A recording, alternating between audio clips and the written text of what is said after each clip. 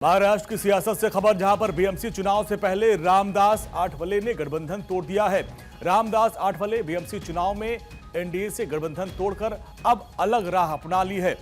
मुंबई में रामदास आठवले ने गठबंधन तोड़ने का ऐलान कर दिया।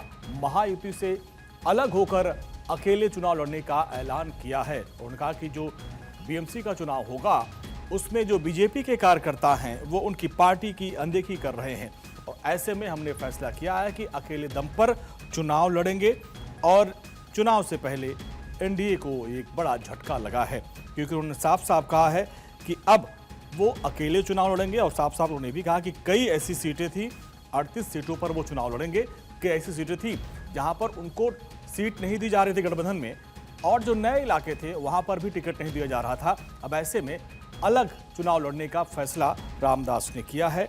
तो ये वहां की सियासत से बड़ी जो खबर आ रही है, जब मंत्री रामदास आठवले ने साफ कर दिया कि बीएमसी चुनाव जो सबसे अमीर महानगर पालिका है उसमें वो अकेले दम पर चुनाव लड़ेंगे। और उसके लिए बाकायदे उन्होंने अपनी बात भी रखी। उन्होंने साफ साफ बताया कि किस तरीके से उनकी पार्टी की, उनके कार्यकर्ताओं की गठबंधन में अनदेखी की जा रही थी और उनको वो सीट नहीं मिल रही थी जिनको वो चाहते थे।